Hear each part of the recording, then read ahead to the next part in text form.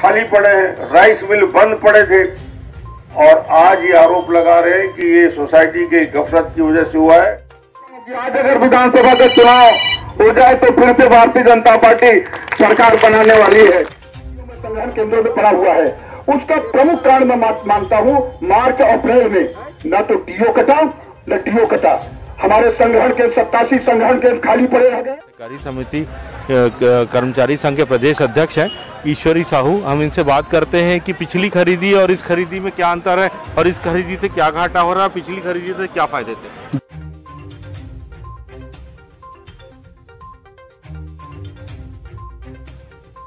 हमारे साथ छत्तीसगढ़ सहकारी समिति कर्मचारी संघ के प्रदेश अध्यक्ष हैं ईश्वरी साहू। हम इनसे बात करते हैं कि पिछली खरीदी और इस खरीदी में क्या अंतर है और इस खरीदी से क्या घाटा हो रहा है, पिछली खरीदी से क्या फायदे थे। जी, मैं 2018 का पूर्व। जी, मैं ईश्वरी साहू, प्रदेशाध्यक्ष छत्तीसगढ़ सहकारी समिति कर्मचारी महासंघ रायपुर, पंजीयन क्रमांक 6685। मैं आप लोगों को बताऊं, पिछली खरीदी और इस साल की खरीदी तो बात की बात है, लेकिन जो हमारी 5 सूत्री मांग है इसके ऊपर सरकार को ध्यान देना चाहिए, निर्णय लेना चाहिए। कर्मचारी लोग बहुत दुखी हैं, बहुत परेशान हैं। पिछले साल जो धान खरीदी किए थे इसमें समय में परिवहन नहीं होने के कारण आज समितियों में लंबा चौड़ा शॉर्टेज है, सुखत है, और इस सुखत को हमारे समिति के कमीशन से काटा जा रहा है, वो जो गलत है, क्योंकि इन लोग समय में उठाव किए ही नहीं है। इनको समय में उठाव करना चाहिए मार्केट को। तो ये पहला निपटारा हमारी कर लें, उसके बाद फिर आगे धान खरीदी का तैयारी करेगी सरकार। और हमारी जो 5 सूत्री मांगे हैं इसको जल्द से जल्द पूर्ण किया जाए, अन्यथा की स्थिति में यहाँ हम लोग अनिश्चितकालीन आंदोलन में पूरे प्रदेश के कर्मचारी लोग बैठे हुए हैं और ये मांग जब तक पूरी नहीं होगी तब तक हम अपने समिति कार्यालय में काम करने के लिए नहीं लौटेंगे। अगर मान लीजिए खरीदी इन लोग आपकी मांग नहीं मानते जी तो जी, क्या खरीदी बंद होगी? बिल्कुल बिल्कुल, वो सहकारी समिति ही धान खरीदी कर पाएगी और हम धान खरीदी कार्य को बहिष्कृत करेंगे। लगभग इनकी नीति के कारण प्रति सहकारी समिति को कितना घाटा हो रहा है? मैं अभी 2020-21 का बता रहा हूँ कि 350 से 400 करोड़ की क्षति हुई है इनके लापरवाही से, मार्केट की लापरवाही से। जी, हमारे कर्मचारी के ऊपर FIR का जैसे कार्य करना या कोई भी प्रशासनिक कार्रवाई करना ये गलत है। हमारे समिति कर्मचारियों का किसी भी प्रकार की गलती नहीं है। हम लोग अनवरत दिन रात मेहनत करके धान खरीदी कार्य किए हैं और उसके बावजूद भी अगर सरकार या मार्केट या विभाग जिस तरह से अगर कार्य अपनाती है तो ये गलत है।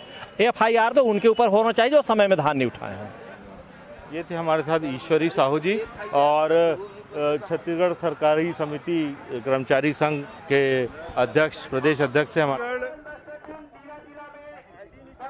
प्रदेश स्तरीय सहकारी समिति कर्मचारी संघ 24 तारीख से अनिश्चितकालीन हड़ताल पे चला गया है और ये सब अपने अपने सोसाइटी से छुट्टी लेकर यहाँ अनिश्चितकालीन हड़ताल में 2058 से ज़्यादा सोसाइटी का काम ठप है।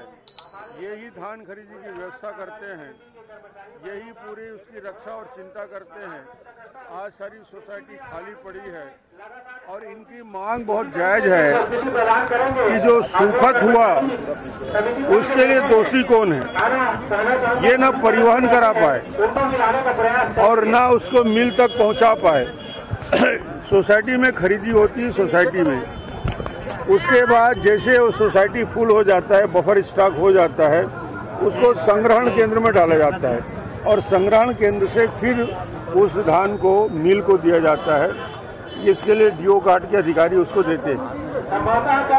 भ्रष्टाचार के वजह से, कमीशन ना मिलने की वजह से धान सड़ता गया। मार्च के एंड तक धान पड़ा है, अप्रैल में पड़ा है, मई में पड़ा है, जून में, जबकि 31 मार्च तक सारे धान का निराकरण होना चाहिए था। नुकसान यदि हुआ है, धान यदि सड़ा है, सूखत यदि बढ़ा है, इसके लिए दोषी है सरकार की नीतियाँ, ना कि सोसाइटी के हमारे प्रबंधक इसके लिए जवाबदार है।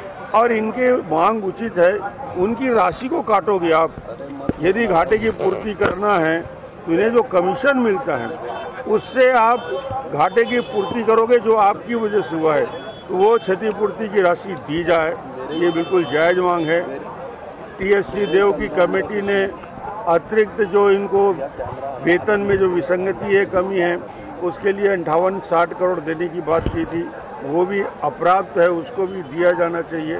इसके साथ ही साथ कोऑपरेटिव के एक्ट में संशोधन की इनकी मांग है, वो संशोधन किया जाना चाहिए। और उसके साथ ही साथ जितनी भी नियुक्तियां भी हो रही हैं, वो नियुक्तियां उनमें से सोसाइटी से प्रमोशन के आधार पर दिया जाए।